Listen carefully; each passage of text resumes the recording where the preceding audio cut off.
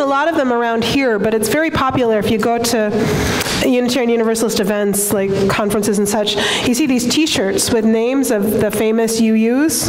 Have you guys seen those? So Charles Darwin is actually on almost all of those shirts.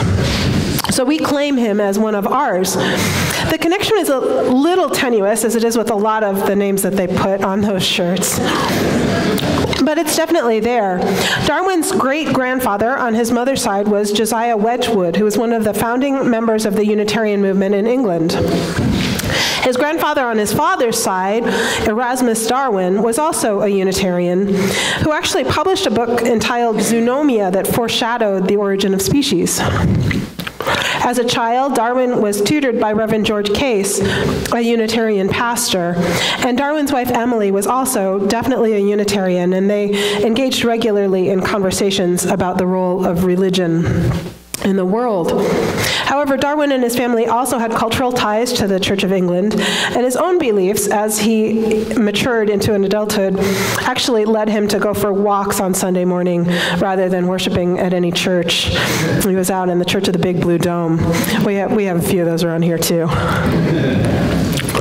So I actually don't think he would have called himself a Unitarian. The label he preferred was naturalist. While naturalists are scientists of a sort, they actually differ from other categories of scientists in one important way. Rather than using the scientific method to uncover truths about how the universe works, and you all remember the scientific method from middle school, right? You start with a hypothesis, you design an experiment, you gather data, and then you draw conclusions. Remember that part? Okay. So rather than doing that, naturalists simply study nature. So they just look at what is and look for patterns. So Darwin developed the theory of evolution through careful observation rather than experimentation. Now, there have been a lot of experiments in the last 200 years that help us understand evolution better. We've learned to map DNA and even direct evolution in the form of genetic modifications.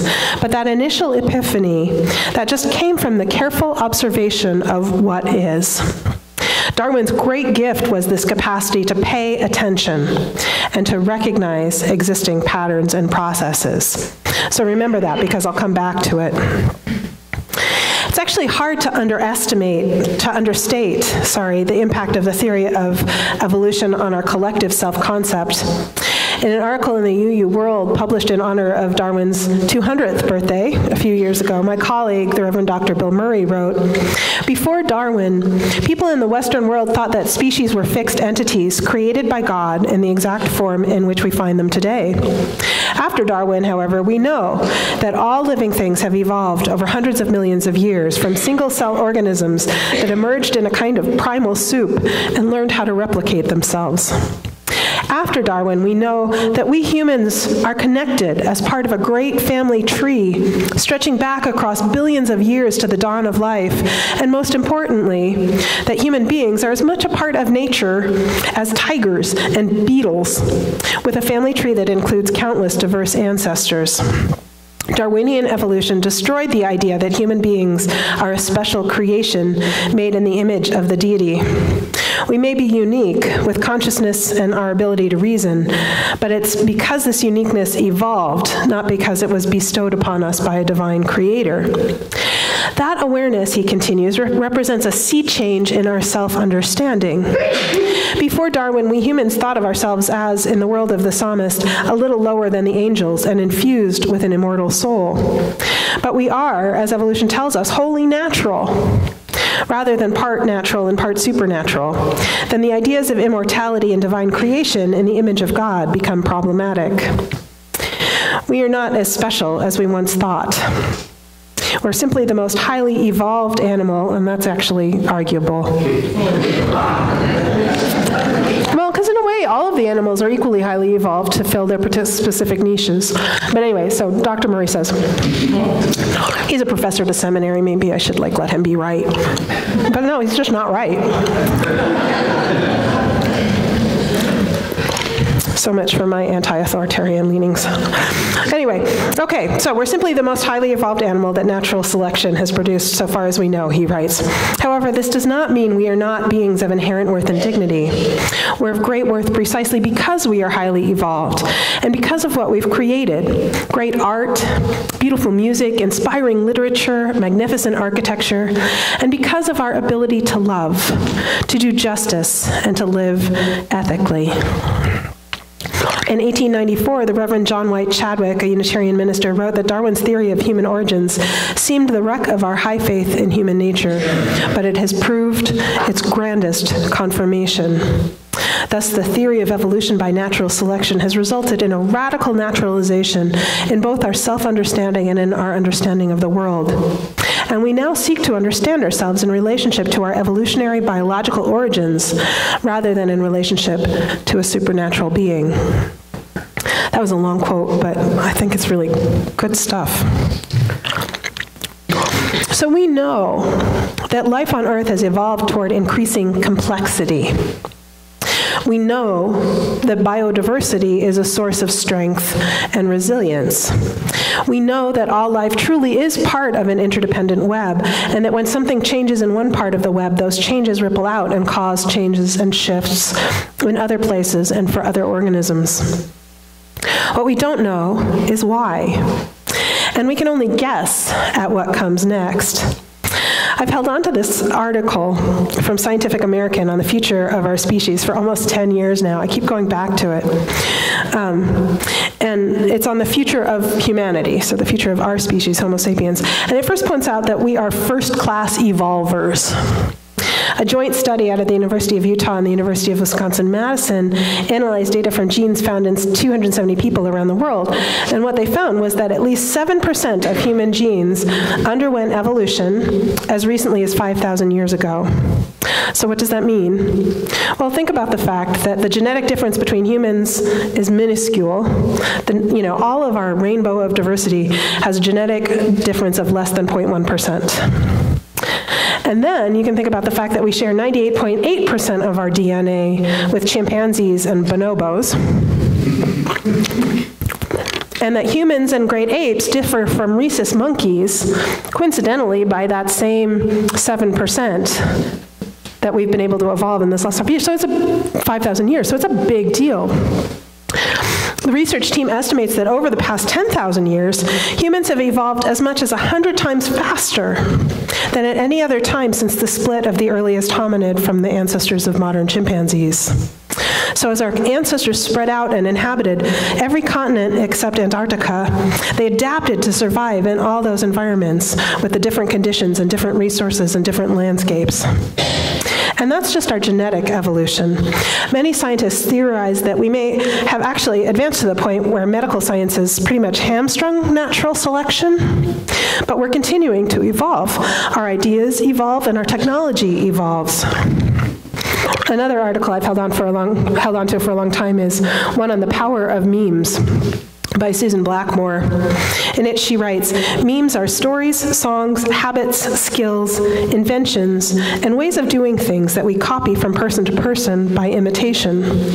Human nature can be explained by evolutionary theory, but only when we consider evolving memes as well as genes." So all of our creative output, science, mathematics, stories, songs, artwork, debate, jokes, habits, theories, religious or spiritual ideas, these are all memes. And as we share them, they spread. Some spread because they're helpful and effective, and others, like racism or patriarchy, spread like viruses, infecting minds and offering at best a short-term personal advantage at the expense of the well-being of the whole. Blackmore writes, "Thinking memetically gives rise to a new vision of the world, one that, when you get it, transforms everything. From the meme's eye view, every human is a machine for making more memes, a vehicle for propagation, an opportunity for replication, and a resource to compete for. We're neither the slaves of our genes nor rational free agents creating culture, art, science, and technology for our own happiness. Instead, we're part of a vast evolutionary process in which memes are the evolving replicators, and we are the meme machines." Of course, we're not mindless meme machines. We do make choices. We make choices about what we let into our consciousness, and we make choices about what we send out, which means we have some power to influence this mimetic evolution, at least on a small scale. And as we know, what changes on a small scale ripples out and impacts the whole. And then there's technology. If we look at biotech, there's a very real possibility that within the foreseeable future, we'll be directing our own evolution through prenatal genotyping, gene therapy, or genetic engineering. The sheer complexity of the human genome, as well as a myriad of ethical considerations, mean that we're not fully there yet, but we're getting really close. We also have computers that are becoming increasingly sophisticated. I'm a big science fiction fan. Any other sci-fi fans? Okay. So there's a ton of books and movies that look at what happens when artificial intelligence advances to the point where it becomes sentient. Again, it's not as far off as we might think. It's something that we may see within our lifetime. Meanwhile, we're becoming increasingly dependent on our tech, and it's becoming ever more integrated into our lives and even our bodies. From ubiquitous cell phones to those smart watches that monitor our sleep and our heart rate. Who has a smart watch? All right, there we have a few. It's not a big leap from there to implanted tech that serves the same and even more complex functions. And I've said before, that's where I'm going to draw the line in terms of my personal evolution when it comes to tech. I don't ever want to have a chip or a processor inserted into my body. But then, I have this bum knee, right? And I know it's going to need to be replaced eventually, and one of the reasons I keep putting it off is that the technology keeps improving. Who knows what they'll be able to do by the time I give in and go under the knife again. Maybe my knee replacement will have a cell phone function, and I don't know.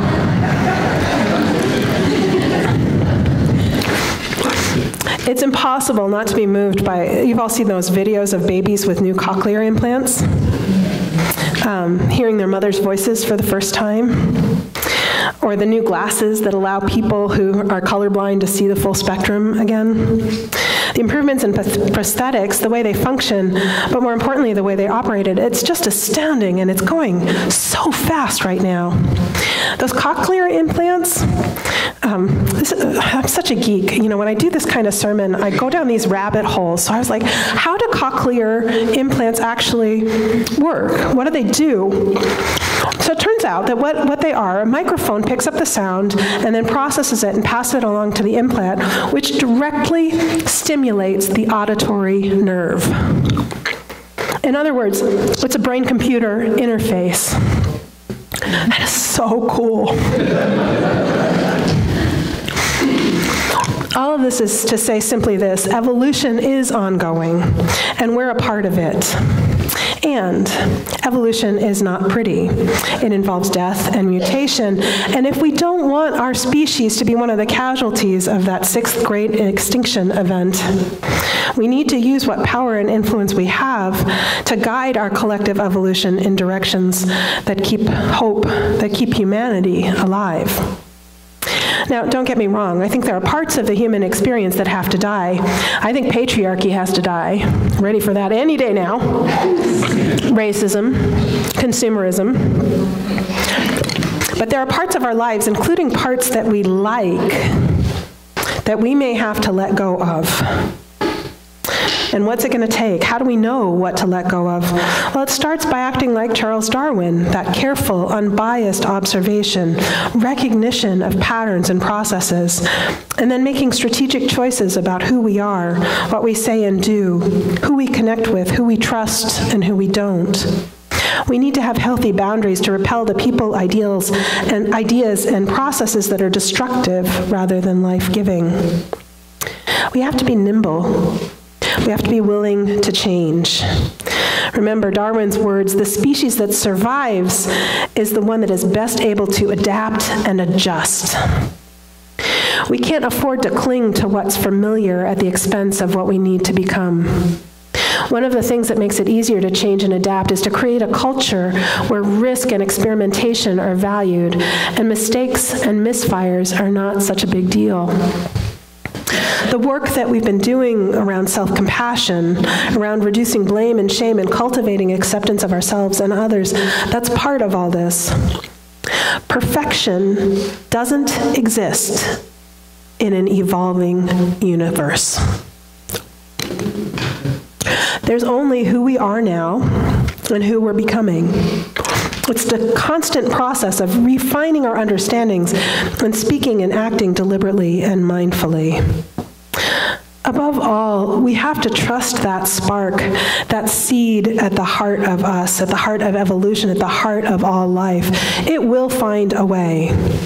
And if we align ourselves with it, if we pay attention, if we allow ourselves to be transformed, we will find our way too. This world, it is so beautiful. The fact that we are here at all is miraculous. So despite the doomsayers and the scary facts about climate change, despite the temporary regression we find ourselves in the midst of in this nation, we don't and can't know how the human story ends. So don't give up. Don't give up.